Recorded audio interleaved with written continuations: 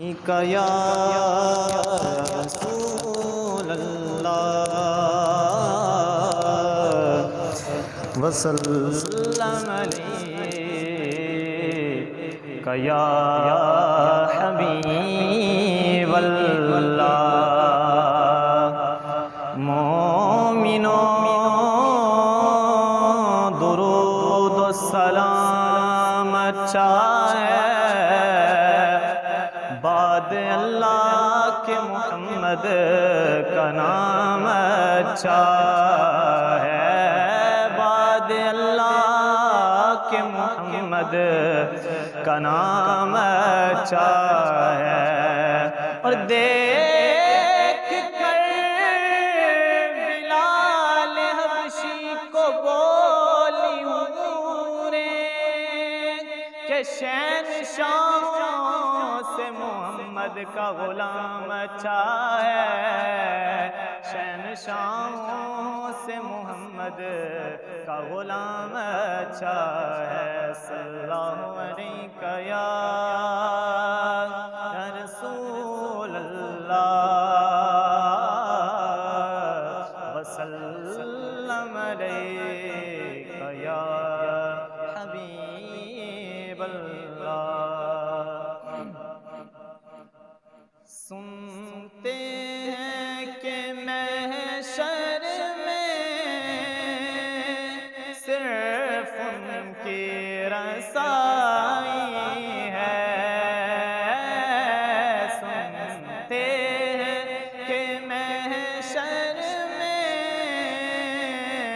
صرف ان کی رسائی ہے، رسائی ہے لو جب تو بنائی ہے، گر ان کی رسائی ہے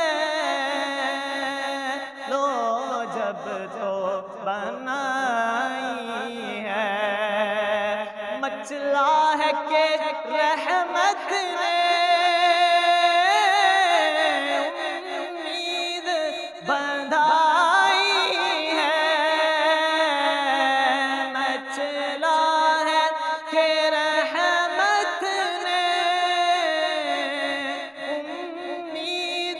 بندائی ہے، کیا بات تیری مجرم، ہاں کیا بات تیری مجرم، کیا بات بنائی ہے، کیا بات تیری مجرم،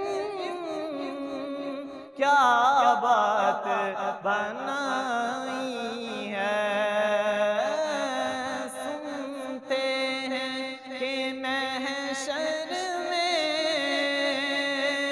صرف ان کی رسائی ہے، اور یوں تو سب انہی کا ہے، پر دل کی اگر پوچھو انہی کا ہے، پر دل کی اگر پوچھو یہ ٹوٹے ہوئے دل ہی، یہ ٹوٹے ہوئے دل ہی خاص ان کی کمائی ہے،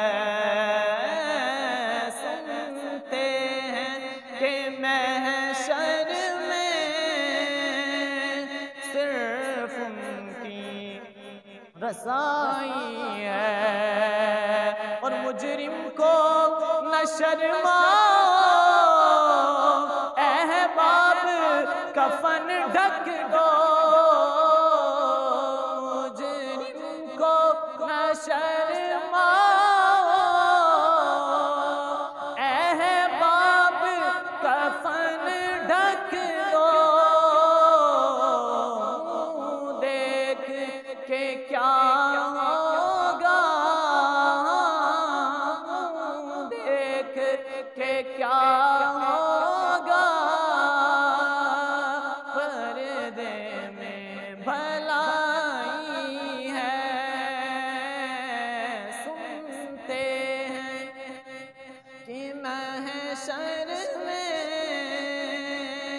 صرف ان کی رسائی ہے، وہ سوئے لالازار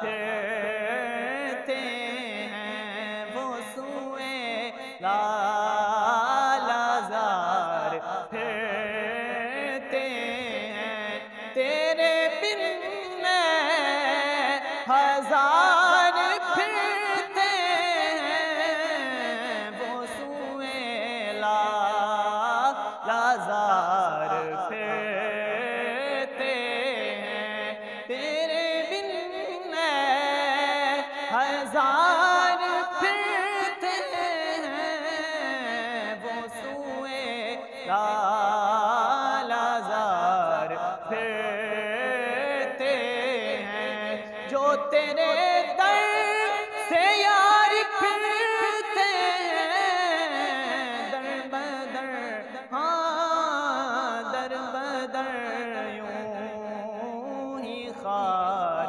پھرتے ہیں، کوئی کیوں بات تیری پوچھے رضا،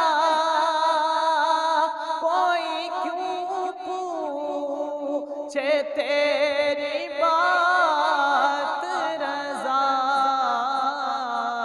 تجھ سے کوتے ہزار پھرتے ہیں، تجھ سے کوتے ہزار پھرتے ہیں، تیرے بن میں ہزار پھرتے ہیں۔ اللہ رب العالمین والصلاة والسلام على خاتم النبیین، اما بعد فاعوذ باللہ من الشیطان الرجیم، بسم اللہ الرحمن الرحیم، الصلاة والسلام علیک یا رسول اللہ وعلى آلک واصحابک یا حبیب اللہ، الصلاة والسلام علیک یا نبی اللہ وعلى آلک واصحابک یا نور اللہ، نویت سنت الاعتکاف۔ اللہ پاک کے پیارے حبیب دلوں کے طبیب صلی اللہ تعالیٰ علیہ وآلہ وسلم نے ارشاد فرمایا، جو بندہ محبت اور شوق کے ساتھ 3 مرتبہ دن میں اور 3 مرتبہ رات میں مجھ پر درود پاک پڑھے ہے، اللہ تعالیٰ پر حق ہے کہ اس کے اس دن اور اس رات کے گناہ معاف فرما دے۔ عاشقان رسول، اگر ہم تھوڑی سی توجہ کریں تو کتنی آسانی سے گناہ بخشائے جا سکتے ہیں۔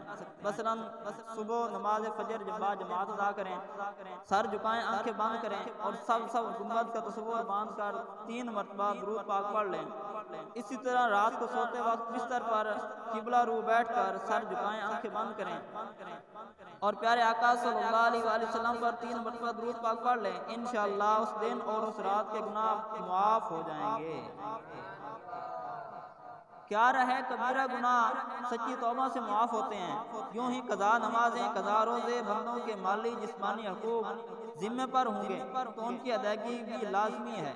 یہ نہیں کہ درود شریف پڑھ لیا اب سارے دن اور رات کے سارے گناہ معاف ہو، جو چاہیں نمازیں بھی چھوڑیں، روزے بھی چھوڑیں، سارے کام ہم نہ کریں، تو یہ مطلب نہیں ہے۔ جو چھوٹے گناہ ہوں گے وہ اللہ تعالیٰ معاف فرما دے گا، جو بڑے گناہ ہیں ان کو ادا کرنا ہی، ان سے توبہ کرنی پڑے گی۔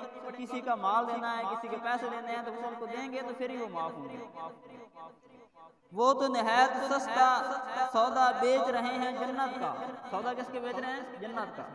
وہ تو نہایت سستا سودا بیچ رہے ہیں جنت کا، ہم مفلس ہم غریب، ہم مفلس کیا مول چکائیں اپنا ہاتھ ہی خالی۔ آپ نے ہاتھ خالی ہے، لیکن آپ نے نبی پاک صلی اللہ علیہ وسلم نے گناہ بخشوانے کے نقطے عطا فرما دیے ہیں۔ آپ نے طریقہ ارشاد فرما دیا 3 بار صبح 3 بار شام پڑھیں تو اللہ تعالیٰ ہمارے صغیرہ گناہ معاف فرما دے۔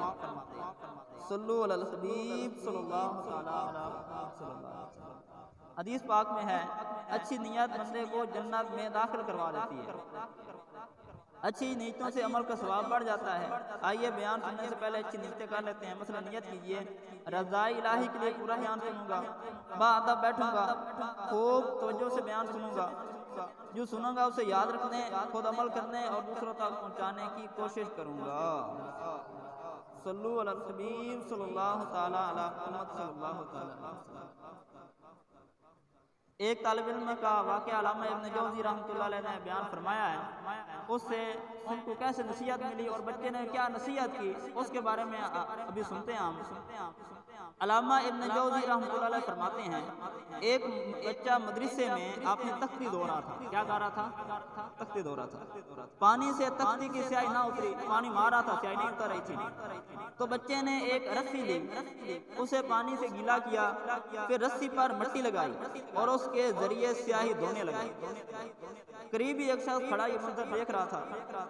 تختی دھونے کا یہ نرالا انداز دیکھ کر اس شخص نے کہا بیٹا تختی کو رسی سے کیوں رگڑ رہے ہو؟ بھئی یہ تو اس کا کام ہی نہیں، رسی کا اور کام ہوتا ہے، آپ تختی کو رسی کے ساتھ دھو رہے ہیں۔ بچہ بولا سیاہی پکی ہے، اسے اتار رہا ہوں۔ اس شخص نے پوچھا کیا رسی سے سیاہی اتر جاتی ہے؟ بچہ ذہین تھا، فوراً بولا جی ہاں اتر جاتی ہے۔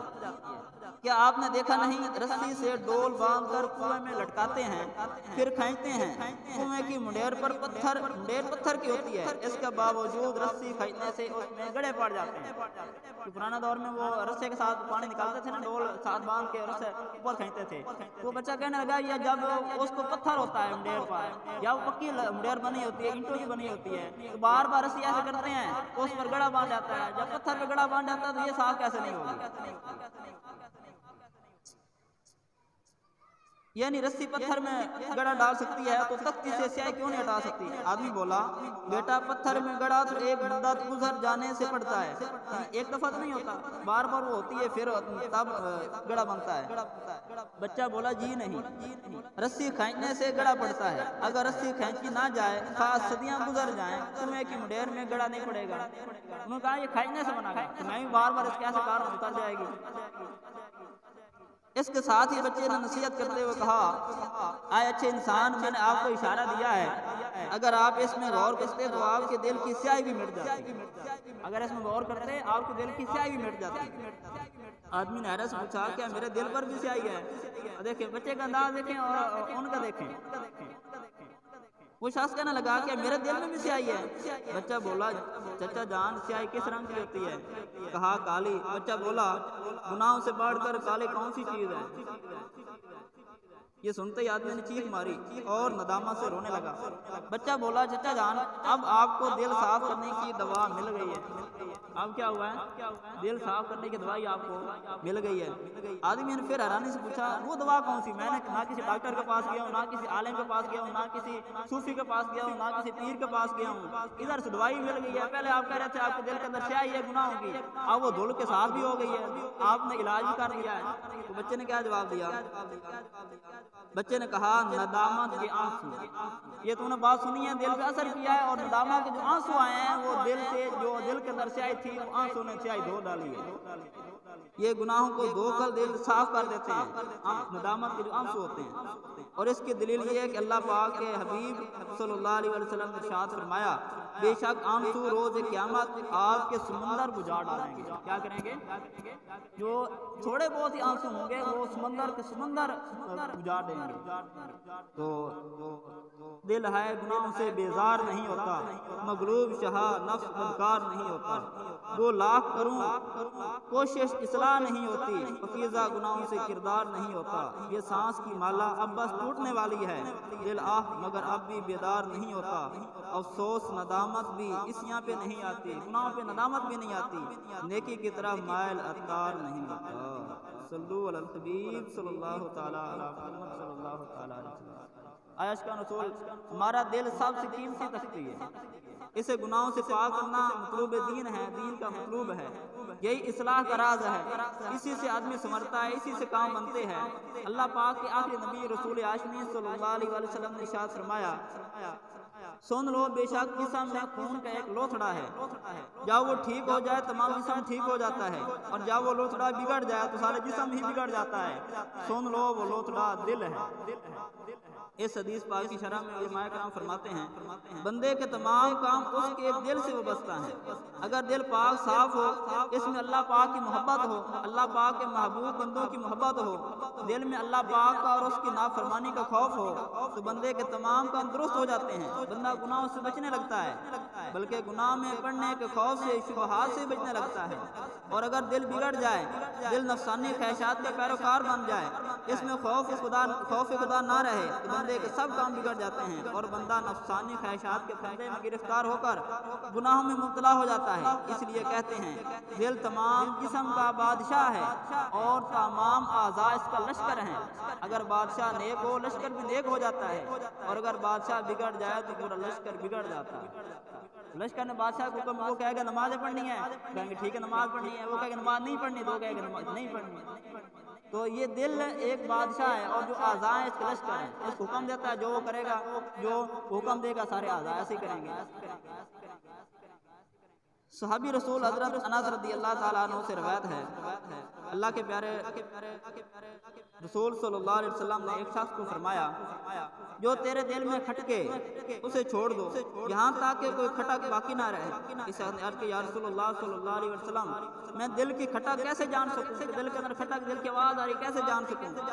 ارشاد فرمایا، جب تم کچھ کرنے لگو تو اپنے سینے پر ہاتھ رکھ لینا۔ کیا ارشاد فرمایا؟ اپنے سینے پر ہاتھ رکھ کر دیکھ لیا کرو، بے شک دل حرام پر لرز جاتا ہے، کام جاتا ہے، اور دھڑکن تیز ہو جاتی ہے، اور حلال کام پر دل پرسکون ہوتا ہے۔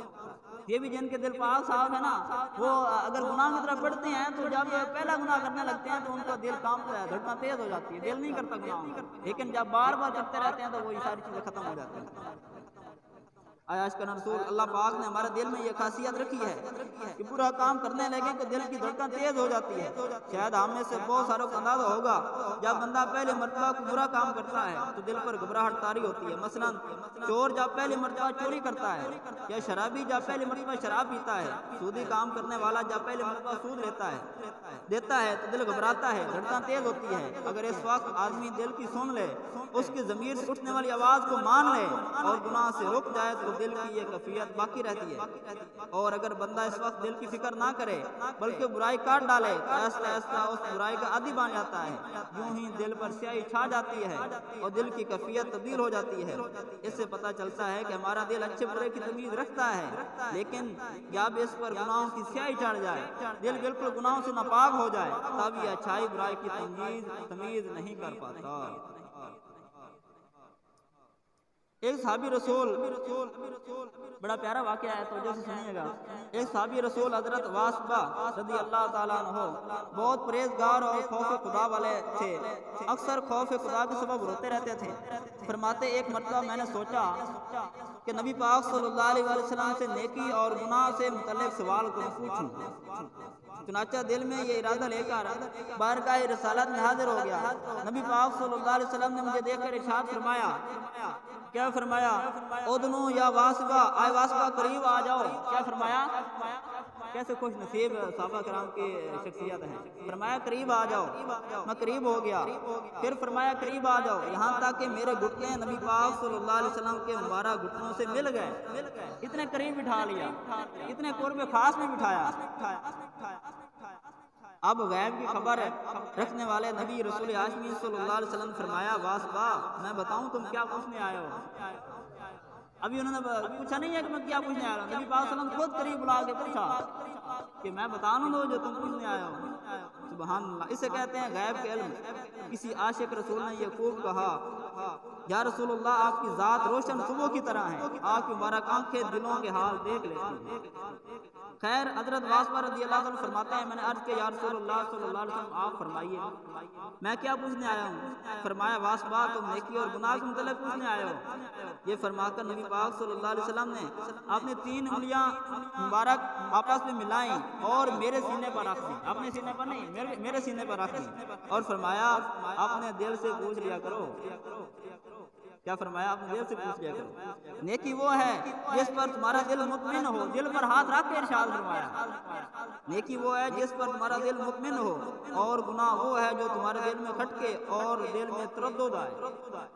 اس حدیث پاک کی شرح میں علماء کرام فرماتے ہیں بلند رتبہ اولیاء کرام جن کے دل پاک صاف ہوتے ہیں، دل میں اللہ پاک کی معرفت کا نور جگمگا رہا ہوتا ہے، نیکی اور گناہ کا یہ معیار ان کے ساتھ خاص ہے، جبکہ ہم جیسے عام لوگ جن کے دل گناہوں کی گندگی سے میلے ہیں ان کے لیے یہی حکم ہے کہ وہ علماء کرام سے پوچھیں۔ عاشقان رسول مستیان کرام کی خدمت میں حاضر ہوں، وہ جو ارشاد فرمائیں قرآن و سنت کی روشنی میں جو فیصلہ عطا فرمائیں اس پر عمل کریں۔ مشہور مفسر قرآن حکیم الامت مفتی احمد یار خان نعیمی رحمۃ اللہ علیہ فرماتے ہیں نبی پاک صلی اللہ علیہ وسلم نے حضرت واسطہ رضی اللہ تعالیٰ عنہ کے سینے پر ہاتھ رکھ کر ان کے دل کو فیض دیا، جس سے ان کا نفس مطمئن اور دل وسطوں پاک و صاف ہو گیا، کیونکہ اب یہ دل پاک صاف تھا، اس لیے فرمایا واسطہ آج سے گناہ اور نیکی کی پہچان یہ ہے جس پر تمہارا دل جمے وہ نیکی ہوگی، جس سے تمہارا دل قبول نہ کرے وہ گناہ ہوگا۔ یہ نبی پاک صلی اللہ علیہ وسلم کے ہاتھ شریف کا اثر ہے، ورنہ ہم جیسے لوگوں کو یہ حکم نہیں ہے۔ دل کرو ٹھنڈا میرا مکف پا چاند سا، سینے پہ رکھ دو ذرا تم پر کروڑوں درود۔ میرا آقا صلی اللہ علیہ وسلم اپنے چاند جیسے پاؤں کے تلوے کو میرے سینے پر رکھ کر میرے دل کو ٹھنڈا فرما دیجئے، آپ پر کروڑوں درود و سلام ہوں۔ ایک اعلیٰ حضرت کا شعر ہے، فرماتے ہیں کہ جب چاند سے بڑھ کر ایڑی ہے، کیا فرمایا؟ جب چاند سے بڑھ کر چاند نہیں فرمایا، چاند سے بڑھ کر ایڑی ہے، رخسار کا عالم کیا ہوگا، چہرے کا عالم کیا ہوگا۔ شیخ ابو علی دقاق رحمۃ اللہ تعالی علیہ فرماتے ہیں حضرت حارث محاسبی رحمۃ اللہ علیہ کبھی لا علمی میں شک والے کھانے کی طرف ہاتھ بڑھا لیتے تو آپ کی انگلی کی رگ کھٹک جاتی، یوں آپ کو معلوم ہو جاتا کہ یہ کھانا 100% حلال نہیں، اس میں کوئی شک و شبہ ہے۔ ایک مرتبہ آپ کہیں سے گزر رہے تھے، ایک عقیدت مند نے کھانے کی دعوت پیش کی، آپ اس کی دل جوئی کے لیے اس کے گھر تشریف لے گئے، آپ نے پہلے لقمہ منہ میں رکھا، اسی کو منہ میں گھماتے رہے، نگلنے کی کوشش کرتے رہے مگر نگل نہ سکے، آخر آپ نے وہ لقمہ منہ سے باہر نکال دیا، بعد میں معلوم ہوا اس کھانے میں شبہ تھا، یعنی کہ یہ 100% حلال کا نہیں تھا۔ اسی طرح بہت سارے اولیاء کرام ہیں جن کو حرام اور مشکوک کھانے کا علم ہو جایا کرتا تھا۔ یہ ہیں پاک پاکیزہ دل کی پاکیزگی کے علامات میں سے ہے کہ بندے کے نیکیوں میں دل لگنے لگتا ہے، گناہوں سے نفرت ہو جاتی ہے۔ اگر ہم بھی اپنا دل پاک کریں، گناہ چھوڑ دیں، سچی توبہ کریں، نیکیاں کریں، نیکوں کی صحبت اختیار کریں، کثرت سے قرآن پاک کی تلاوت کریں، ذکر اللہ کے ذریعے موت کو یاد کر کے اپنا دل پاک صاف کرنے کی کوشش کریں، اولیاء کرام جیسی کرامات اگرچہ نصیب نہ ہوں، گناہوں سے نفرت میں انشاءاللہ مل ہی جائے گی، نیکیوں میں دل بھی لگنے لگے گا، نمازوں میں عبادات میں سرور بھی آئے گا۔ یوں اللہ پاک نے چاہا تو دل کی پاکیزگی کی برکت سے گناہوں اور برائیوں سے بچ جائیں گے۔ اللہ پاک اولیاء کرام کے صدقے ہمیں بھی دل کی پاکیزگی کی فکر عطا فرمائے۔ یاد رکھیے اصل زندگی یہی ہے کہ بندے کا دل زندہ ہو، اگر دل زندہ نہ ہو، گناہوں کی سیاہی میں ڈوبا پڑا ہو تو زندگی نہیں بلکہ وبال مان جاتی ہے۔ زندگی زندہ دلی کا نام ہے، زندگی زندہ دلی کا نام ہے، مردہ دل کیا خاک جیا کرتے ہیں، جن کے دل ہی مردہ وہ کیا جئیں گے۔ روایات میں جب رب کائنات نے اپنے ہاتھ مبارک سے حضرت آدم علیہ السلام کا جسد خاکی یعنی مٹی کا جسم مبارک بنایا، ابھی اس میں روح نہ ڈالی تھی، ایک عرصہ تک یہ جسم مبارک یوں ہی رہا۔ فرشتوں نے ایسی صورت کبھی نہیں دیکھی تھی، فرشتے تعجب سے جسم خاکی کے آس پاس آتے جاتے اسے دیکھتے اور اس کی خوبصورتی سے حیران ہوا کرتے تھے۔ ابلیس یعنی شیطان جو اس وقت فرشتوں کے ساتھ رہتا تھا، یہ بھی ایک روز حضرت آدم علیہ السلام کے جسم کو دیکھنے آیا اور اس کے گرد چکر لگانے شروع کیے اور بولا اے فرشتوں، یہ وہ ہے جسے اللہ پاک نے زمین پر اپنا خلیفہ بنایا، تم اسے تعجب کرتے ہو، یہ تو اندر سے ایک خالی جسم ہے، اس میں جگہ جگہ سوراخ ہیں، اس خالی جسم ان سے کچھ نہ ہو سکے گا۔ پھر دیکھنے کے بعد بولا ہاں اس کے سینے کی بائیں جانب ایک بند کوٹڑی ہے، سینے کی بائیں جانب ایک بند کوٹڑی ہے، یہ خبر نہیں کہ اس میں ہے کیا، شاید یہی اس لطیفہ ربانی کی جگہ ہو جس کی وجہ سے یہ خلافت کا حقدار ہوا۔ یعنی وہ دل کی طرف اشارہ کیا، اس کے اندر ایک باندھ کوٹ لیا الٹی سائڈ میں، بائیں سائڈ میں، وہ دل تھا حضرت آدم علیہ السلام۔ یہ واقعی حقیقت ہے، ہماری ساری طاقت ہمارا دل ہی ہے۔ آدمی کے پاس مال ہو یا نہ ہو، اعلیٰ لباس، قیمتی گاڑی، بینک بیلنس، کوٹھی بنگلہ کچھ بھی نہ ہو، دل صاف ہو، دل میں نور ایمان ہو، عبادت کو نور موجود ہو تو وہ شخص کامیاب ہے۔ اور اگر آدمی کے پاس سب کچھ ہو، دنیا کی ہر نعمت موجود ہو، دنیاوی لحاظ سے چاہے وہ کتنے ترقی یافتہ ہو، اگر اس کا دل سیاہ ہے تو وہ کامیاب ہونا دور کی بات، بعض دفعہ انسان کہلانے کا حقدار بھی نہیں رہتا۔ دیکھیے فرعون دنیاوی لحاظ سے کیسا ترقی یافتہ کامیاب تھا، اس کے پاس مال و دولت بھی تھی، تاج و تخت بھی تھا، حکومت بھی تھی، ہزاروں کے لشکر بھی موجود تھے، سب کچھ موجود تھا، مگر اس کے پاس پاکیزہ دل نہیں تھا، اس کے دل میں ایمان کا، معرفت الہی کا نور نہیں تھا، اس کا دل کفر کے اندھیروں میں ڈوبا ہوا تھا۔ دیکھیے نتیجہ کیا نکلا، فرعون اپنے لشکر سمیت دریا میں غرق کر دیا گیا۔ اس کا کفر، اس کی سیاہ دلی، اس کے دل پر چھائے ہوئے غرور و تکبر کے اندھیرے اسے لے ڈوبے، اور یہ قیامت تک کے لیے نشان عبرت بن کر رہ گیا۔ دوسری طرف مسلمانوں کے دوسرے خلیفہ حضرت عمر فاروق اعظم رضی اللہ تعالیٰ عنہ کی خلافت ہے۔ آپ کم و بیش 22 لاکھ مربع میل کے اکیلے خلیفہ تھے۔ اتنی بڑی سلطنت کا خلیفہ ہونا کتنی بڑی کامیابی ہے۔ اس کے ساتھ ساتھ آپ کا دل بھی پاک صاف تھا، دل میں ایمان کا نور بھی موجود تھا، آپ کے دل میں تکبر نہیں تھا، عاجزی تھی، جہالت نہیں علم تھا، کفر نہیں ایمان تھا، ناشکری نہیں بلکہ عبادتوں کا نور تھا۔ اب یہاں دیکھیے نتیجہ کیا ہوا، اللہ پاک نے حضرت عمر فاروق رضی اللہ تعالیٰ عنہ کی کامیابی کو دوام عطا فرمایا۔ اپنے تو اپنے ہیں، کافر بھی آج تک حضرت فاروق اعظم کے گن گاتے ہیں، آپ کی سیرت سے، آپ کے انداز خلافت سے سبق سیکھتے ہیں۔ معلوم ہوا دنیاوی ترقی بھی حقیقتاً اس وقت ترقی بن سکتی ہے جب دل پاک ہو، دل صاف ہو، دل میں نور ہو۔ اگر دل گندا ہو، دل پر گناہوں کے میل چڑھے ہوں تو دنیاوی ترقی اگرچہ مل سکتی ہے مگر اسے دوام نہیں۔ گندے دل والوں کی ترقی چند دن کی ہوتی ہے، پھر تو نزلی شروع ہو جاتی ہے۔ کفار مکہ اپنے طور پر عزت دار تھے، ان کے پاس مال تھا، دولت تھی، لوگوں میں قدر کی نگاہ سے دیکھے جاتے تھے، طاقت بھی تھی، ظاہری حسن بھی بہت سنوں کو ملا ہوا تھا، مگر یہ کافر تھے، دل کے اندھے تھے۔ اللہ پاک نے فرمایا لَهُمْ قُلُوبٌ لَا يَفْقَهُونَ بِهَا، ترجمہ کنز ایمان، وہ دل رکھتے ہیں جس میں سمجھ نہیں، دل موجود ہے لیکن سمجھ بوجھ نہیں ہے۔ اللہ پاک مردہ دل والوں کو مزید فرماتا ہے اولئک کالانعام بل هم اضل اولئک هم الغافلون، ترجمہ کنز ایمان، وہ چوپایوں کی طرح ہیں بلکہ ان سے بڑھ کر گمراہ وہی غفلت میں پڑے ہوئے ہیں۔ کیا ان کو فرمایا جانوروں سے ہی بدتر ہے؟ جانور نہیں فرمایا بلکہ فرمایا کہ جن کے اندر ایمان نہیں ہے وہ جانوروں سے ہی بدتر ہے۔ اللہ اکبر۔ معلوم ہوا جس کا دل اتنا سیاہ ہو جائے کہ اس میں ایمان کا نور بھی باقی نہ رہے، کفر ہی کفر بھر جائے، ایسا سیاہ دل انسان کہلانے کا بھی حقدار نہیں بلکہ وہ جانوروں سے ہی بدترین ہے۔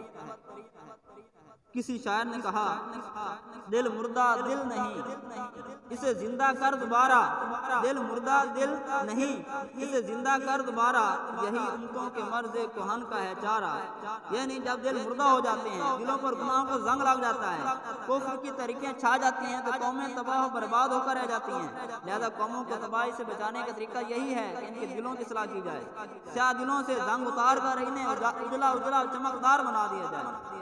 مردہ دل والوں جیسے مت ہو جانا۔ اللہ پاک قرآن مجید میں ارشاد فرماتا ہے ترجمہ کنز ایمان، اور ان جیسے نہ ہوں جن کو پہلے کتاب دی گئی پھر ان پر مدت دراز ہوئی تو ان کے دل سخت ہو گئے۔ اس آیت کریمہ میں اللہ پاک نے پچھلی قوموں کا ذکر فرمایا ہے۔ وہ لوگ جنہیں پہلے کتاب دی گئی وہ لمبی امیدوں پر میں پڑے جس کے سبب ان کے دل سخت ہو گئے۔ بس اے مسلمانوں، اے محبوب کریم صلی اللہ علیہ وسلم سچے غلاموں، تم ہرگز ان اہل کتاب جیسا مت ہونا بلکہ لمبی امیدوں سے بھی بچو اور اپنے دل کی بھی خوب حفاظت کرو۔ ترمذی شریف کی حدیث ہے، نبی پاک صلی اللہ علیہ وسلم نے ارشاد فرمایا سخت دل والا سب سے بڑھ کر اللہ پاک سے دور ہے، جس کا دل سخت ہے وہ سب سے زیادہ اللہ تعالیٰ سے دور ہے۔ حضرت مالک بن دینار رحمۃ اللہ علیہ فرماتے ہیں بندوں کو جو سزائیں دی جاتی ہیں ان میں سب سے بڑی سزا یہ ہے کہ بندے کا دل سخت کر دیا جاتا ہے۔ ایک حدیث شریف میں ہے بے شک اللہ پاک تمہارے جسموں اور صورتوں کو نہیں دیکھتا بلکہ اللہ پاک تمہارے دل دیکھتا ہے۔ اللہ تعالیٰ کیا دیکھتا ہے؟ تمہارے دل دیکھتا ہے۔ امام غزالی رحمۃ اللہ علیہ فرماتے ہیں اس حدیث پاک سے معلوم ہوا جو رب العالمین کی نظر کا مقام ہے۔ تعجب ہے اس شخص پر جو زہر کو سنوارنے کا اہتمام کرے، اپنا زہر دھوئے، میل کچیل سے ستھرا کرے تاکہ لوگ اس کے زہری عیب کو نہ دیکھ سکیں، مگر دل کی صفائی کا اہتمام نہ کرے جو رب العالمین کی نظر کا مقام ہے، غور کا مقام ہے۔ ہم نیند سے اٹھ کر جب تک منہ نہ دھو لیں گھر سے نکلنا گوارا نہیں کرتے۔ کپڑے میلے ہوں تو لوگوں کے سامنے جاتے ہوئے ہمیں جھجک محسوس ہوتی ہے۔ آج ہمارے معاشرے کے کئی نوجوان ہزاروں روپے صرف بالوں کے سٹائل بنانے پر لگا دیتے ہیں اور چہرے پر نہ جانے کیا کیا لگاتے ہیں۔ ان فیشن پر روپے بھی خرچ ہوتے ہیں، وقت بھی لگتا ہے، مگر یہ لوگ سب کرتے ہیں کیوں ہیں؟ اس لیے تاکہ میں اچھا نظر آؤں، مجھے دیکھ کر لوگ میری تعریف کریں۔ یہی ہوتا ہے۔ سوشل میڈیا کا دور ہے، تصویر لگائیں گے اور کہیں گے نیچے لکھیں گے کہ میں کیسا لگ رہا ہوں۔ بھائی کون سا انداز ہے؟ دل صاف نہیں کیا، زہر سے سب کچھ کر کے میں کیسا لگ رہا ہوں؟ بھائی اللہ تعالیٰ کو کیسا لگ رہے ہو؟ اپنے محبوب جو اللہ کا محبوب حضرت محمد مصطفیٰ صلی اللہ علیہ وسلم ان کو کیسا لگ رہے ہو؟ یہ دیکھا کبھی؟ بس لوگوں کو دکھانے کے لیے مجھے دیکھنے والے اتنے ہو گئے ہیں، وہ نیچے کہیں گے بہت اچھا لگ رہے ہیں، یہ ان کے کہنے سے تم اچھے بن جاؤ گے۔ تم اندر سے گندے ہو، اللہ کے نافرمان ہو تو لوگوں کے کہنے سے اچھے کبھی بھی نہیں بن سکتے۔ مگر افسوس دل میلا ہے، گناہوں پر دل پر گناہوں کی سیاہی چڑھی ہے، دل میں برے خیالات ہیں، بدگمانیاں، تکبر، غرور ہے، دل میں حسد کی آگ جل رہی ہے، ہمیں اس کی ذرا فکر نہیں ہوتی، حالانکہ دل رب کریم کی نظر کا مقام ہے۔ سلطان و عارفین شیخ سلطان باہو رحمۃ اللہ نے کیا خوب فرمایا، اگر نہانے دھونے سے رب کریم ملتا تو مچھلیاں سب سے زیادہ رب کریم کا قرب پا لیتی۔ اگر رب ملدا ناتیاں دھوتیاں تے ملدا مچھیاں کمیاں نوں۔ یہ پنجابی میں پورا لکھا نہیں ہے، صرف اس کا ترجمہ لکھا ہے، تو اس کے ایک مصرع یہ ہے۔ تو آپ کیا فرماتے ہیں؟ اگر نہانے دھونے سے رب کریم ملتا تو مچھلیاں سب سے زیادہ رب کریم کے قریب ہوتی۔ اگر رب کریم اچھے بال بنوانے کے ذریعے ملتا تو بھیڑ بکریوں کے بال زیادہ ہوتے ہیں، وہ رب کریم کے زیادہ قریب ہوتی، مگر حقیقت یہ ہے کہ رب کریم ان کو ملتا ہے جن کی نیت سچی اور دل پاک ہوتا ہے۔ اسی طرح شیخ الاسلام حضرت بابا فرید الدین رحمۃ اللہ علیہ فرماتے ہیں اللہ پاک اور بندے کے درمیان رکاوٹ صرف دل کی گندگی کا ہے، اگر یہ حجاب اٹھ جائے تو بندے کو اللہ پاک کا قرب نصیب ہو جاتا ہے۔ پاک ہوئیں تے پاک ملن، پاک ہوئیں تے پاک ملن، بن پاکاں پاک نہیں ملدا، سارے جسم دے دھوون نالوں تو دو لائے ٹکڑا دل دا۔ پاک ہوئیں تے پاک ملن، بن پاکوں پاک نہیں ملدا، سارے جسم دے دھوون نالوں تو دو لائے ٹکڑا دل دا۔ اللہ پاک ہے، پاک لوگوں کی اپنے قرب سے نوازتا ہے۔ ظاہری پاکیزگی کی نسبت دل کی پاکیزگی پر زیادہ توجہ کرو تاکہ تمہیں اللہ پاک کا قرب حاصل ہو جائے۔ شیخ الاسلام امام محمد بن محمد غزالی رحمۃ اللہ علیہ فرماتے ہیں دل سب سے قیمتی تجوری ہے، سب سے قیمتی جواہرات دل میں پائے جاتے ہیں۔ مثلا اللہ پاک کی معرفت جو دونوں جہان کی سعادت کا ذریعہ ہے، یہ دل میں پائی جاتی ہے۔ بصیرت، حکمت و دانائی جس کے ذریعے انسان کو عزت و بزرگی ملتی ہے، یہ بھی دل میں پائی جاتی ہے۔ اخلاص جس کے ذریعے عبادت قبول ہوتی ہے، یہ بھی دل میں پایا جاتا ہے۔ سارے اچھے اخلاق جن کی وجہ سے انسان کو فضیلت ملتی ہے، یہ بھی دل میں پائے جاتے ہیں۔ ہر طرح کے علم، حکمت جس کے ذریعے انسان ترقی کرتا ہے، دنیا آخرت میں بلند مقام حاصل کرتا ہے، یہ بھی دل ہی میں پائے جاتے ہیں۔ معلوم ہوا دل سب سے قیمتی تجوری ہے، لہذا ضروری ہے کہ اس کی بھرپور حفاظت کی جائے، اسے گناہوں کے زنگ اور نفس و شیطان جیسے چوروں ڈاکوں سے بچایا جائے تاکہ ہمارا اتنا قیمتی خزانہ محفوظ رکھ سکے۔ آج کل پیسوں کے جہاں پیسے رکھتے ہیں نا وہ تجوری ہوتی ہے، اس کو 3، 4، 5 لاکھ لگے ہوتے ہیں، اور دروازہ باہر سے بند کریں گے اس کو بھی لاکھ لگائیں گے۔ اتنی حفاظت کرتے ہیں مال کی، لیکن دل کی ہم نے کتنی حفاظت کی؟ دل ہی اصل سرمایہ ہے، یہی اصل زندگی ہے، دل ہی اللہ پاک کی نظر کا مقام ہے۔ دل کی پاکیزگی کامیابی کا ذریعہ ہے، اس کی بدولت اللہ پاک کی معرفت نصیب ہوتی ہے۔ ہمیں چاہیے کہ ہم دل کی صفائی ستھرائی پر بھرپور توجہ دیں، دل کو گناہوں کے میل سے بچائیں، باطنی گناہوں سے دل پاک کریں۔ بغض، کینہ، بدگمانی، محبت دنیا، محبت مال، غرور، تکبر، حسد وغیرہ غلاظتوں سے دل کو محفوظ رکھیں۔ اللہ پاک ہمیں دل کی پاکیزگی نصیب فرمائے۔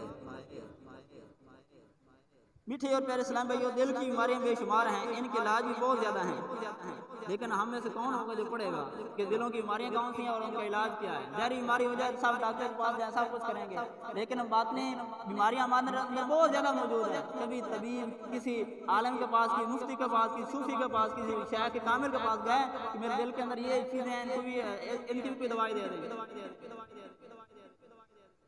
امام غزالی رحمۃ اللہ علیہ نے منہاج العابدین میں ان کا خلاصہ کیا ہے۔ آپ فرماتے ہیں دل کی سختی کے 4 بنیادی اسباب ہیں۔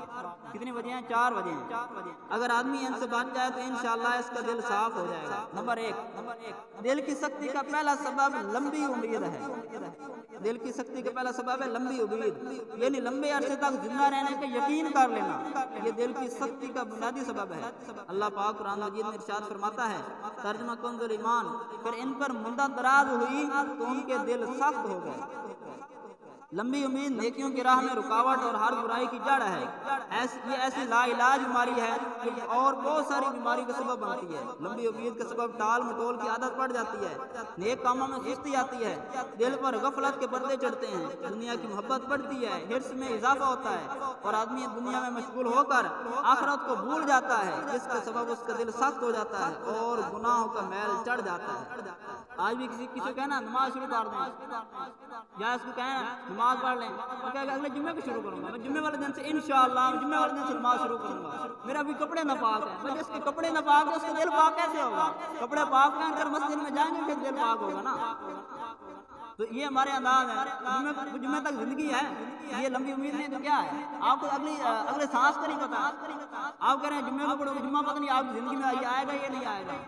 اسی طرح کہیں گے داڑھی رکھ لیں، ابھی تو میری شادی بھی نہیں ہوئی، ابھی تو یہ بھی نہیں ہوا، ابھی تو میں نوجوان ہوں، جب میں 40 45 سال 50 سال ہو جاؤں گا نا، شادی کر لوں گا اور عمرہ کر کے آ جاؤں گا، پھر داڑھی بھی سجا لوں گا۔ بھائی آپ کو پتہ ہے یہ سارے کام کرنا ہے، ہو سکتا ہے ابھی جو آپ کہہ رہے ہیں ایسا مسئلہ بنے کہ آپ دنیا سے چلے جائیں، تو ایسا ہمیں لمبی امید نہیں باندھنی چاہیے۔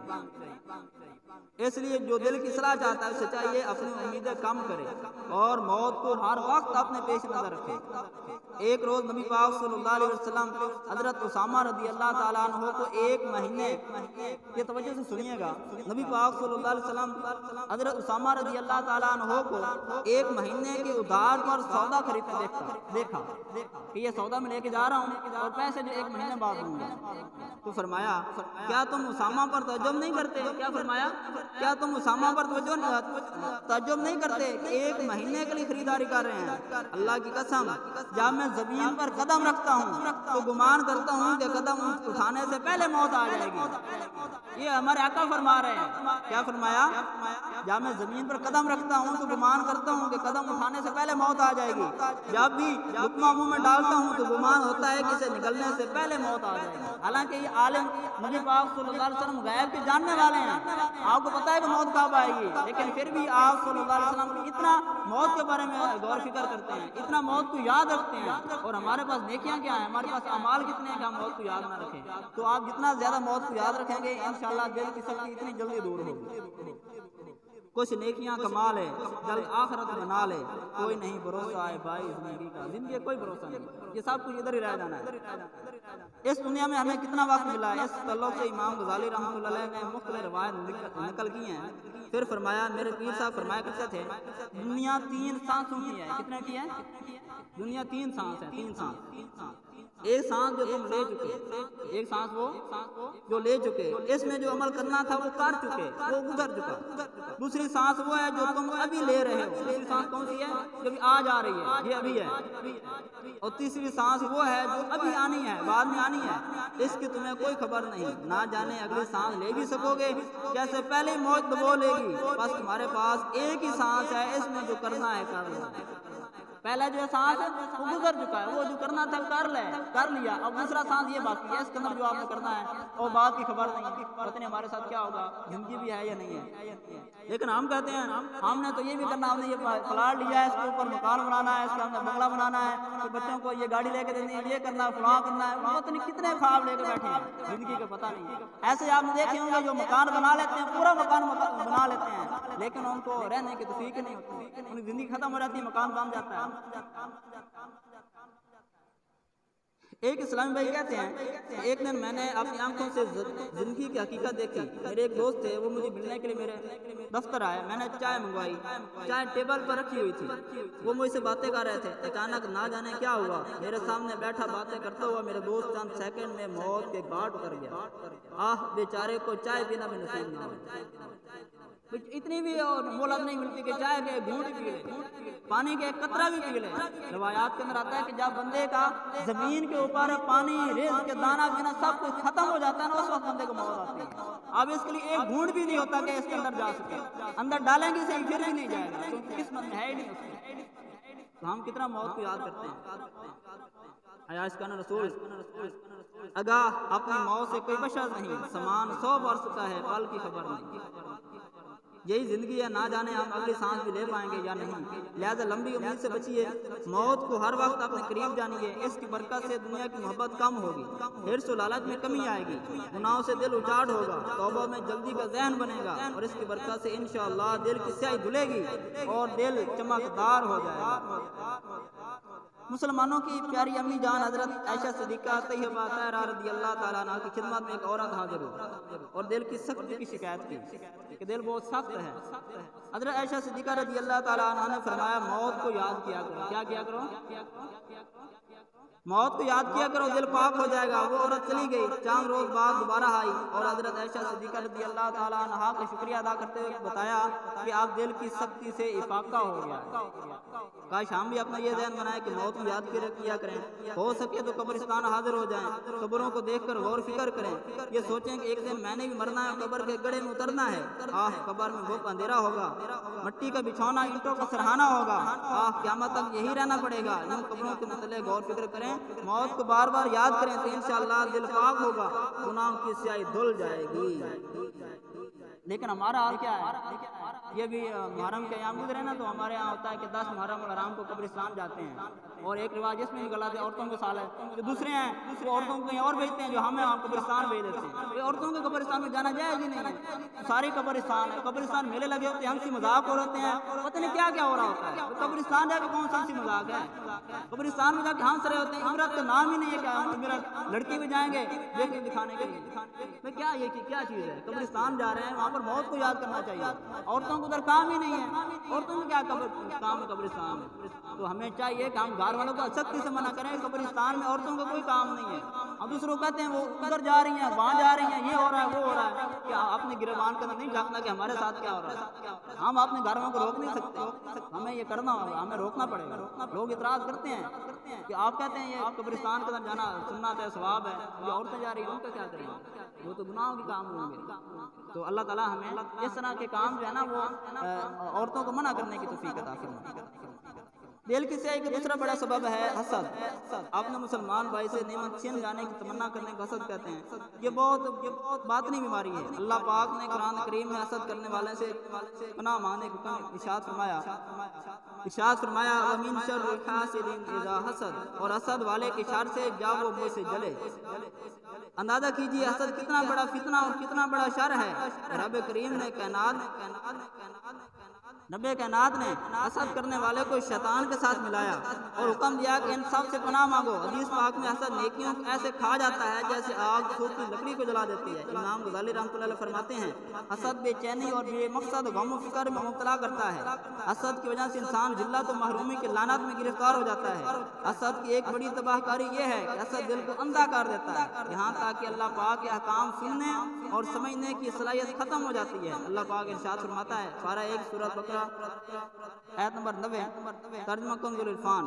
انہوں نے اپنی جانوں کا کتنا بڑا برا سودا کیا. اللہ نے جو نازل فرمایا اس کا انکار کر رہے ہیں اس حسد کی وجہ سے کہ اللہ پاک نے اپنے فضل سے اپنے جس بندے پر چاہتا ہے وہی نازل فرماتا ہے.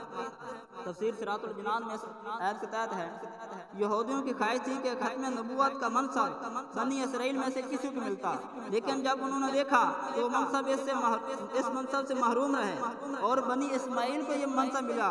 وہ حسد کی وجہ سے نبی پاک صلی اللہ علیہ وسلم اور آپ پر نازل ہونے والی کتاب کے قرآن مجید کے منکر ہو گئے. اس سے معلوم ہوا کہ منصب اور مرتبے کی طلب انسان کے دل میں حسد پیدا کرنے کا ایک بڑا سبب ہے.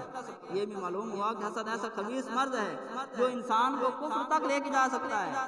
حضرت ابو ہریرہ رضی اللہ تعالیٰ عنہ سے روایت ہے، پیارے آقا صلی اللہ علیہ وسلم نے ارشاد فرمایا آدمی کے دل میں ایمان اور حسد جمع نہیں ہو سکتے، کہ اس کے اندر ایمان بھی ہو اور حسد بھی ہو، ایک مومن کے اندر مسلمان کے اندر یہ چیزیں جمع نہیں ہو سکتی۔ لہٰذا جو شخص اپنے دل کی اصلاح کرنا چاہتا ہے اسے چاہیے کہ حسد سے بچے، جو کچھ اللہ پاک نے عطا کیا اس پر راضی رہے، دوسروں کو ملی ہوئی نعمتوں پر نظر نہ رکھے، لالچ مال و دولت کی محبت سے بچے اور موت کو زیادہ یاد کرے۔ حسد سے متعلق مزید معلومات کے لیے مکتبۃ المدینہ کا حسد نامی رسالہ، ایک رسالہ ہے حسد، وہ رسالہ خریدیے اور پڑھیے۔ آپ اس رسالے کو دار الاسلام کے ویب سائٹ سے مفت ڈاؤن لوڈ بھی کر سکتے ہیں۔ انشاءاللہ حسد کی آفت سے نجات ملے گی اور دل پاک صاف ہو جائے گا۔ نمبر 3، دل کی سختی اور اس کی اصلاح میں ناکامی کا تیسرا بڑا سبب ہے عجلت یعنی جلد بازی، یعنی کوئی بھی کام بغیر سوچے سمجھے، بغیر غور و فکر کیے کر گزرنا۔ جلد بازی دو طرح دل کے بگاڑ اور اصلاح میں ناکامی کا سبب بنتی ہے۔ نمبر 1، اس طرح کے دل کی اصلاح کے لیے وقت درکار ہے۔ اگر کسی ولی کامل کی نگاہ عنایت نصیب ہو جائے تب تو ایک ہی نظر میں دل پاک صاف ہو جائے گا، ورنہ اس کے لیے بہت محنت کرنی پڑتی ہے۔ نیک اعمال سے آہستہ آہستہ دل پاک ہوتا ہے، بلکہ دل گناہوں کی سیاہی میں اٹا ہوا ہو تو ایک طویل عرصہ نیکیوں کی عادت بناتے لگ جاتا ہے، پھر کہیں دل کی سیاہی اترنا شروع ہوتی ہے۔ مگر جلد باز آدمی صبر نہیں کرتا، وہ 2-4 دن کوشش کرتا ہے، بظاہر فائدہ نہیں دیکھتا تو ہمت ہار بیٹھتا ہے۔ کئی میں نے ایسے دیکھے ہیں جی، ان کو ذہن مرتے ہیں نماز پڑھا کے، نماز پڑھتے ہیں یہ جب میں نماز پڑھتا ہوں میرا کاروبار ہی ٹھپ ہو جاتا ہے، کاروبار ہی میرا نہیں چلتا ہے۔ جب میں نماز شروع میں نے نماز پڑھنی نہیں، یہ کون سا انداز ہے؟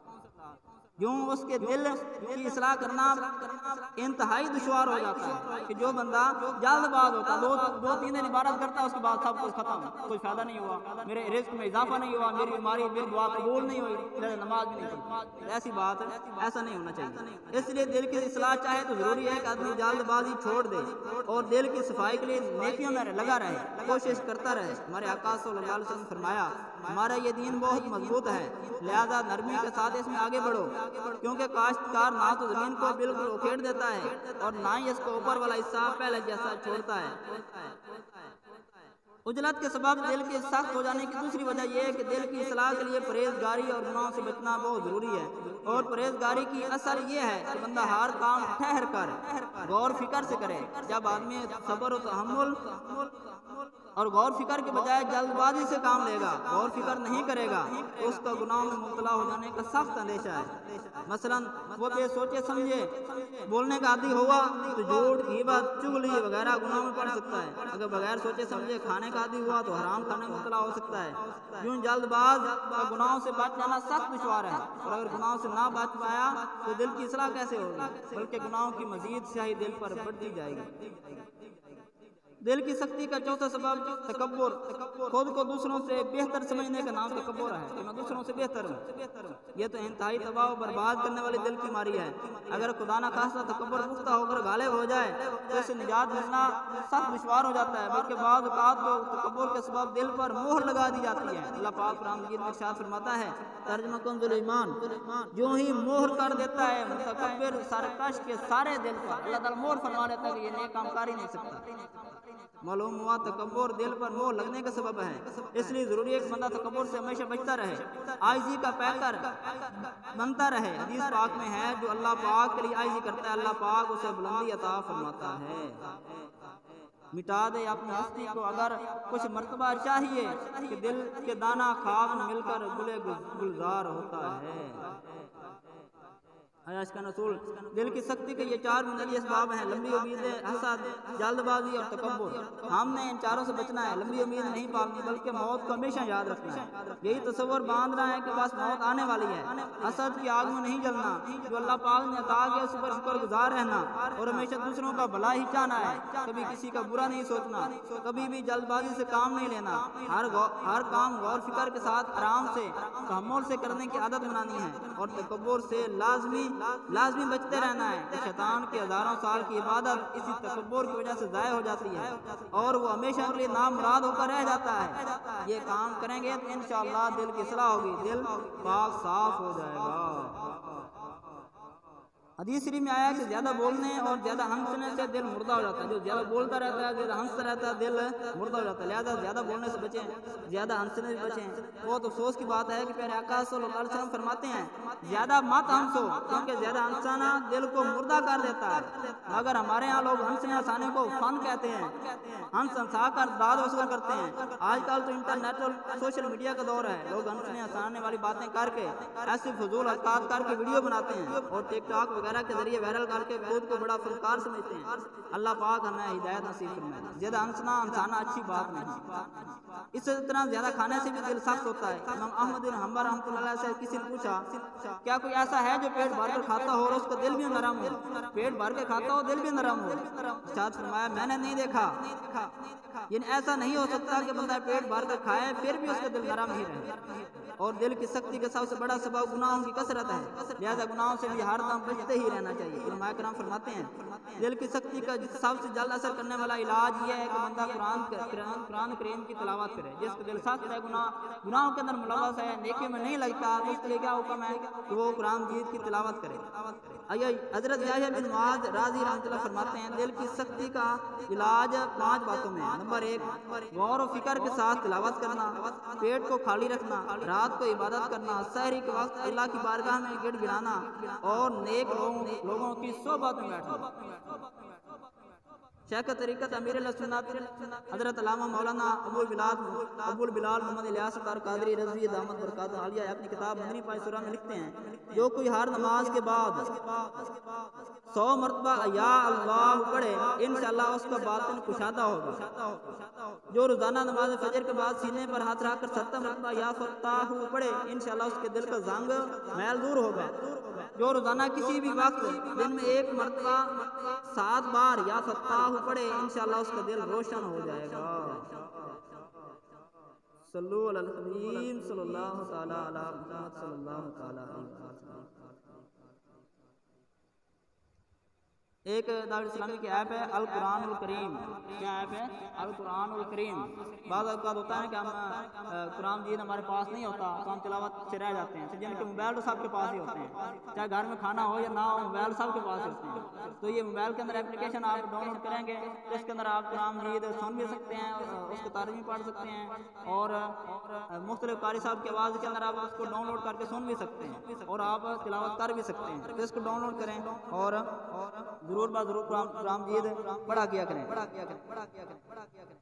صلو علی الحبیب صلی اللہ تعالی علیہ وسلم. بیان کو اختتام کر لاتے ہوئے سنت کی فضیلت اور چند آداب زندگی بیان کرنے کی سعادت حاصل کرتا ہوں. نبی پاک صلی اللہ علیہ وسلم نے فرمایا جس نے میرے سنت سے محبت کی اس نے مجھ سے محبت کی اور جس نے مجھ سے محبت کی وہ جنت میں میرے ساتھ ہوگا.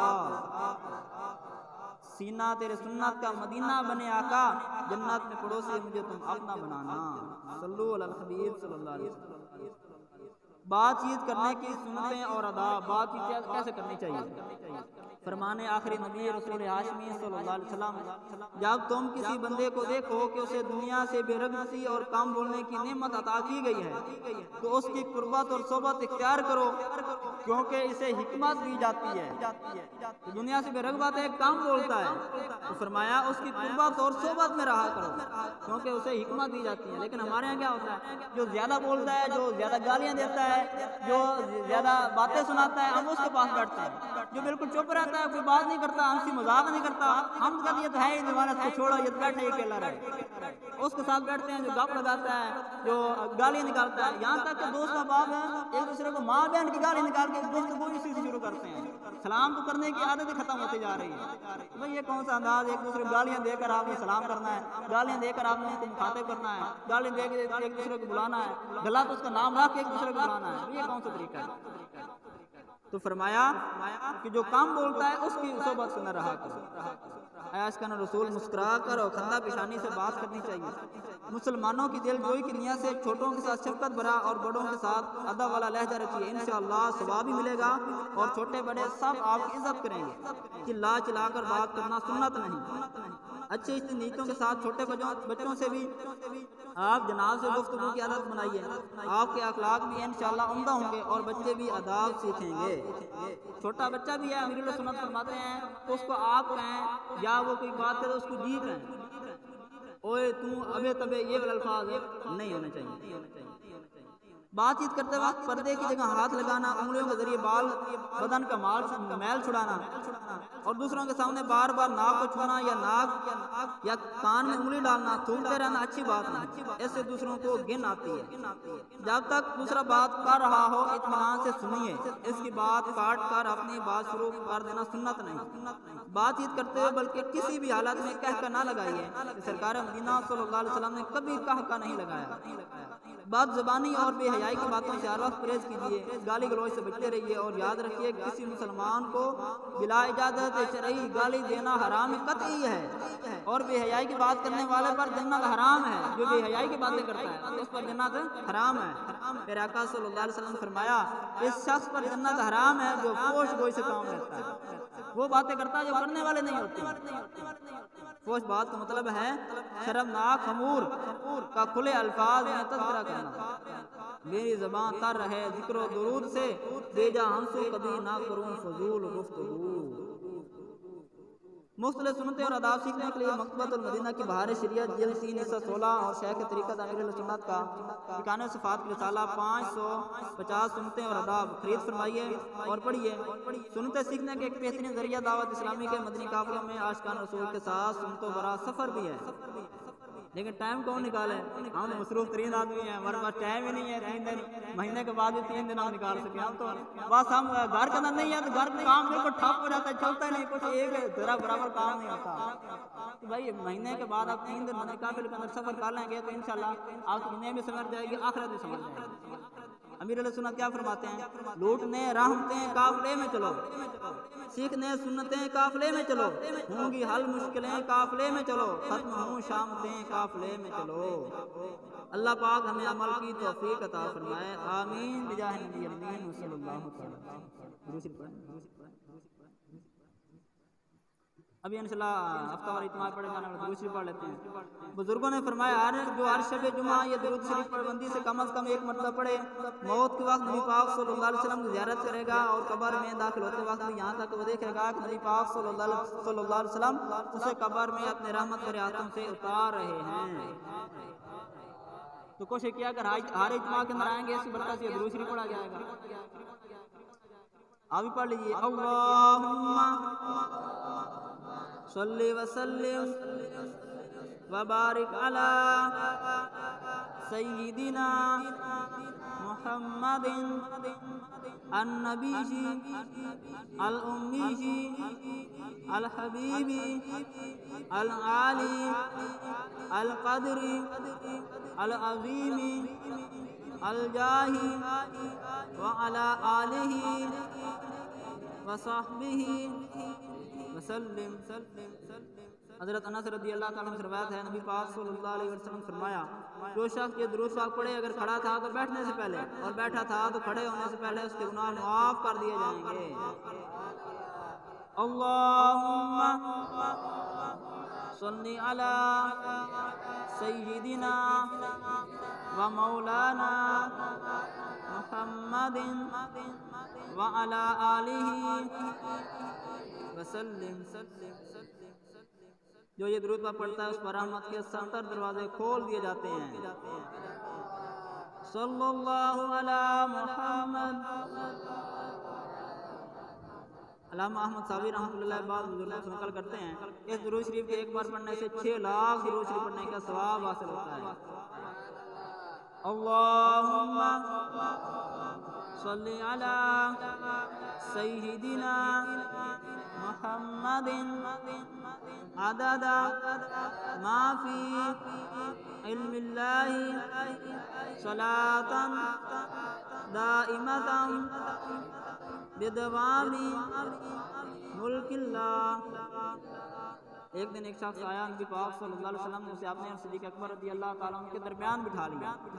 اس سے صحابہ کرام کو حیرت ہوئی کہ یہ کون بڑے مرتبے والے شخص ہے۔ جب وہ چلا گیا نبی پاک صلی اللہ علیہ وسلم نے فرمایا یہ جب مجھ پر درود پڑھتا ہے تو یوں پڑھتا ہے۔ آپ بھی پڑھ لیں، اللہم صلی علی محمد کما تحب وترضى له شافعی امام صلی اللہ علیہ وسلم کا عظمت والا فرمانا ہے، جو شخص درود پاک پڑھے اس کے لیے میری شفاعت واجب ہو جاتی ہے۔ اللہم صلی علی محمد وانزلہ المقعد المقرب عندک یوم القیامہ۔ حضرت ابن عباس رضی اللہ تعالیٰ عنہ روایت ہے، نبی پاک صلی اللہ علیہ وآلہ وسلم نے ارشاد فرمایا، اس کو پڑھنے والے کے لیے 70 فرشتے 1000 دن تک نیکی لکھتے ہیں۔ جزا اللہ عنا محمدا ما هو اہل۔ فرمان مصطفیٰ صلی اللہ علیہ وسلم، جس نے اس دعا کو 3 مرتبہ پڑھا گویا اس نے شب قدر حاصل کر لی۔ لا الہ الا اللہ الحلیم الکریم، سبحان اللہ رب السماوات السبع ورب العرش العظیم۔ لا الہ الا اللہ الحلیم الکریم، سبحان اللہ رب السماوات السبع ورب العرش العظیم۔ لا الہ الا اللہ الحلیم الکریم، سبحان اللہ رب السماوات السبع ورب العرش العظیم۔ صلو علی الحبیب صلی اللہ علیہ وسلم۔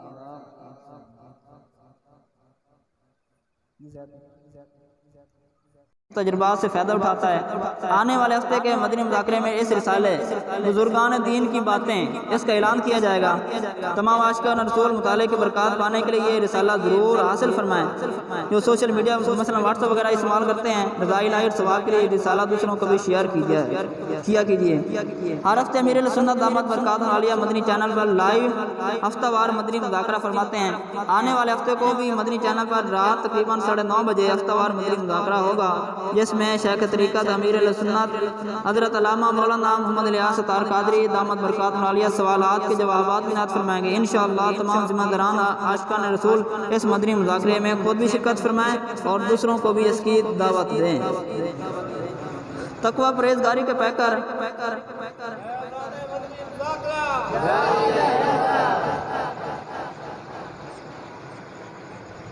تقوی و پرہیزگاری کے پیکر دعوت اسلامی کے مرکزی مجلس شورا کے رکن مفتی دعوت اسلامی مفتی محمد فاروق عطاری مدنی رحمۃ اللہ علیہ کے حالات زندگی پر مشتمل بہت ہی دلچسپ معلوماتی کتاب مفتی دعوت اسلامی کا مطالعہ کیجیے اور اس کی برکات حاصل کیجیے۔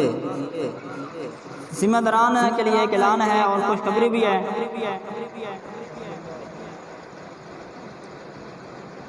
وہ یہ ہے کہ کل جمعہ کی نماز کے بعد فیصل آباد مدنی مشورے کے لیے یہاں سے گاڑی 3 بجے روانہ ہو جائے گی، اور اس میں شرکت کون کو کرے گا؟ یونین کونسل کے جو نگران ہیں وہ اس میں شرکت کریں گے، اور وہاں پر آ رہے ہیں نگران شورا حاجی عمران عطاری سلام الباری، جن کو شیر عطار بھی کہتے ہیں۔ تو یہ وہ ہستی ہیں کہ جو دین کا بہت بڑا کام کر رہے ہیں پوری دنیا کے اندر، اکثر ممالک کے اندر آپ جاتے رہتے ہیں، دین کا کام کرتے رہتے ہیں۔ تو اس کے اندر تمام ذمہ داران سے گزارش ہے کہ ضرور اس کے اندر آپ شرکت کریں۔ اللہ تعالیٰ عمل کرنے کی توفیق عطا فرمائے، آمین بجاہ نبی امین صلی اللہ علیہ وسلم۔ یہیں سے گاڑی 3 بجے روانہ ہوگی کل جمعے کی نماز کے بعد۔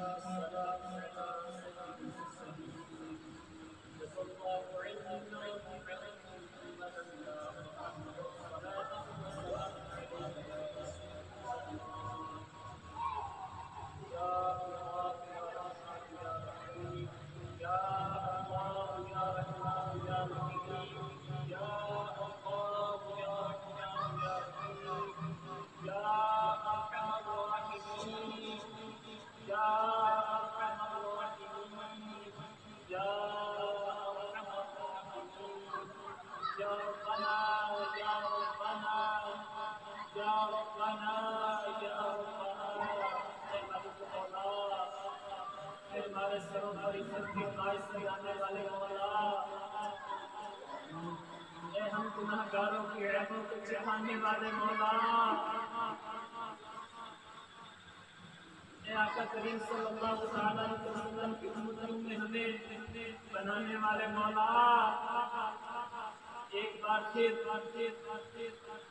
ہم ہفتہ وار اجتماع میں تیرے گھر میں گناہوں سے اتنا ہوا وجود لیے سیاہ کار بدکار تیری بارگاہ میں حاضر ہے مولا، اے مالک مولا، گناہ اس قدر کے شمار نہیں اے مالک مولا، سمندر کی مچھلیوں سے بھی زیادہ ہمارے گناہ، ریت کے ذروں سے بھی زیادہ، درختوں کے پتوں سے بھی زیادہ، بارش کی قطروں سے بھی زیادہ، اے مالک مولا، سر سے لے کر پاؤں تک ہمارا وجود گناہوں میں اتنا ہوا ہے۔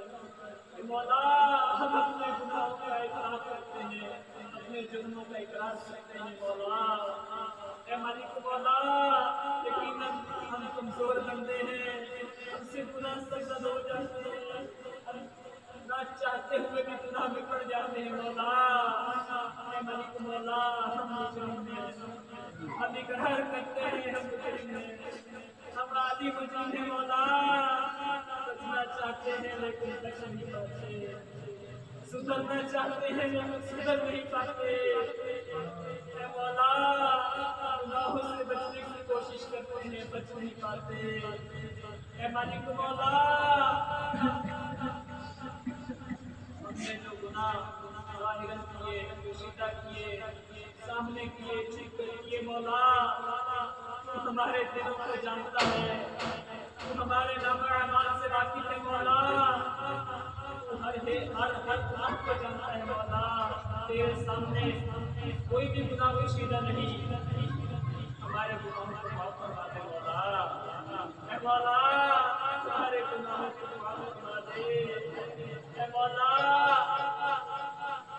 ہمیں اپنے نیک بندوں میں شامل کروا دے، اے مولا، اس سے سچی توبہ کی توفیق مانگتے ہیں، اے مولا، توبہ کا استقامت عطا فرما، اے مالک مولا، جو سابقہ گناہ ہوئے ان پہ شرمندگی ہوتی ہے، اے مولا، ہمارے گناہوں کو معاف فرما دے، اے مالک مولا، ہمیں نیکیوں کی توفیق عطا فرما، اے مالک مولا، ہمیں نیک بننے کی توفیق عطا فرما، اے مالک مولا، ہمیں ہر طرح کی برائیوں سے محفوظ فرما دے، اے مالک مولا، ہم تو موت کو یکسر بول چکے ہیں، اے مالک مولا، ہم دیکھتے ہیں کہ किस कदर जनाजे उठ रहे हैं, कभी हार्ट अटैक, कभी शुगर का मरीज इस दुनिया से चल बसता है, कभी कैंसर, कभी एक्सीडेंट की सूरत में, कभी हालिया बारिशों में सैकड़ों मुसलमान पानी की नजर हो गए। मौला न जाने कब हमारी भी सांस की माला टूट जाएगी। ए मौला मरने से पहले पहले मरने की तैयारी करने की मौला, हमने उलमा से सुना है कि जो जिंदगी में बेबाक होता है, गुनाह करता रहता है, उससे मौत की याद नहीं रहती। कोई खतरा है कि मौत के वक्त उसका ईमान न छीन लिया जाए। ए मौला हमारा ईमान सलामत, ए मौला हमारा ईमान सलामत, ए मौला हम कब्र में इस हाल से जाए कि हमारा ईमान सलामत हो। ए मालिक मौला तेरी कसम, अगर गुनाह करते करते बगैर तौबा किए इस दुनिया से चले गए और कब्र में आका करीम सल्लल्लाहु अलैहि वसल्लम की पहचान न हो सकी, आपने अपना रुख अनवर फेर दिया। ये तो था कि मेरा उम्मती बनने का दावा करता था, लेकिन ये गुनाह करता था, ये मेरी नाफरमानी करता था, ये मेरी सुन्नतों पर नहीं चलता था, ये नमाजें नहीं पढ़ता था। तो मौला हमारा क्या बनेगा अगर कब्र में खूब अंधेरा छा गया, सांप और बिच्छुओं ने घेरा जमा लिया, हमारे कफन को आग के कफन में तब्दील कर दिया गया, और अगर हमारी कब्र में जहन्नम की खिड़की खोल दी गई तो मौला हम कमजोर बंदे तेरा अज़ाब बर्दाश्त नहीं कर सकेंगे। ए मौला हमें तो हल्की सी चींटी काट जाए कि दिल घबरा जाता है, अगर लाइट चली जाए, बल्ब बंद हो जाए, कमरे में तन्हा हो तो घबरा जाते हैं। ए मौला अगर गर्मी की शिद्दत हो और गर्म रेत पर पाँव रखें तो पाँव जल जाता है। ए मौला कब्र की खौफनाक अज़ाब हम कैसे बर्दाश्त करेंगे। ए मौला कब्र का गुस्सा मेरा हम कैसे बर्दाश्त करेंगे। ए मौला सांप और बिच्छू का डसना हम कैसे सह सकेंगे। ए मौला तुझे तेरे महबूब की मालिक मौला तुझे तेरे महबूब का वसीला पेश करते हैं, अपने महबूब के सदके हमारी कब्र को रोशन फरमाना। मौला जितने भी हमारे बहुत शुदगान इस दुनिया से चले गए हैं, मालिक मौला खुदा ना खास्ता अगर वो किसी तरह की आजमाइश में है, परेशानी में है, मौला इन उनके हाथों की लाज रख ले। आज शबे जुमा को इससे सवाल करते हैं, किसी के वालिदैन या किसी के वालिदैन में या किसी का भाई, किसी का चचा, किसी का मामू, किसी की खाला, किसी की फूफी, किसी के नाना नानी, किसी के दादा दादी इस दुनिया से जा चुके होंगे। मौला हम उसकी आफियत का सवाल करते हैं, सब की बख्शिश फरमा दे। या मौला सब की कब्रों को रोशन फरमा दे। या मौला सब की कब्रों को बहादे निगाह फरमा, और जब हम कब्रों में जाएं तो हमारा भी ऐसा ही बात फरमा। या मौला जब हम कब्र में जाएं तो हमारी कब्र हुजूर के जलवों से जगमग जगमग हो जाए। या मौला आका करीम सल्लल्लाहु अलैहि वसल्लम की पहचान नसीब हो जाए, और जब मैदान महशर में जाएं तो आका करीम सल्लल्लाहु अलैहि वसल्लम के पीछे पीछे गई सात जन्नत में दाखिल होगा। मालिक मौला बार बार मुझे मेरा बार बार सुना सुना मालिक मौला तुझे तेरे महबूब का सदका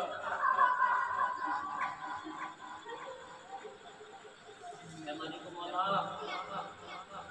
आसमानी के अंदर इस्तेमाल में लेकर आते हैं कि तुझे होती है।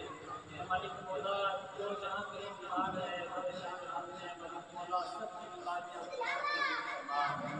मालिक मौला जो मुसलमान रोजगार है से जो भी रोजगार है उनको अच्छा रोजगार जो भी औलाद में उनके मुताबिक जिन्हें औलाद नहीं रखने वाले मालिक मौला इमाम सज्जाद हमारे मौलाना बीमार हैं, मालिक मौला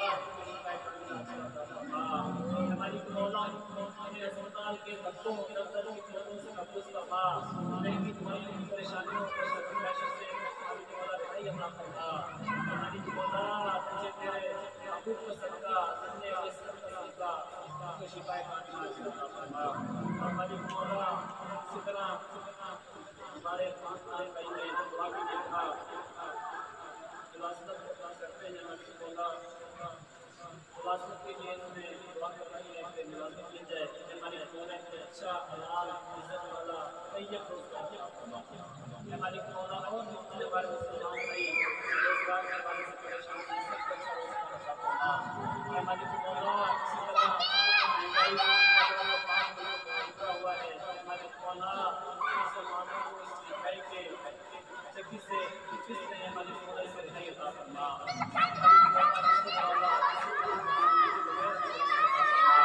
مالک مولا ہمیں دنیا میں خوب مولا کرنا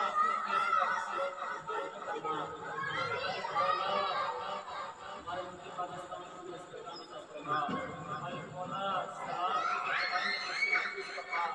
مسلمان اس میں انتقال کر کے مالک مولا کو اچھی فرما جو زمین ہے مالک مولا ان جلد سے پروپا عطا فرما مالک مولا جہاں کہیں بڑا کی طرف ہے استعمال آزمائش میں ہے باشوں کی وجہ سے سیلاب کی وجہ سے ہمارے بلوچستان کے مسلمان بھائی مالک مولا ان کو آزمائش سے نکال ان کے لیے سامنے عطا فرما اے مالک مولا مسلمان حاضر ہوئے سب کا نام فرما سب کی مالک ہوتی کو مجبور فرما اے مالک مولا دعوت اسلامی کی خیر فرما پیر رسول علماء رسول کی خیر فرما تمام عاشقان رسول کی خیر فرما اے مالک مولا تجھے تیرے محبوب کا صدقہ جو کچھ مانگا عطا فرما جو مانگ سکے ہم مانگ کے عطا فرما یا الہی رضا فرما مصطفیٰ کے واسطے یا رسول اللہ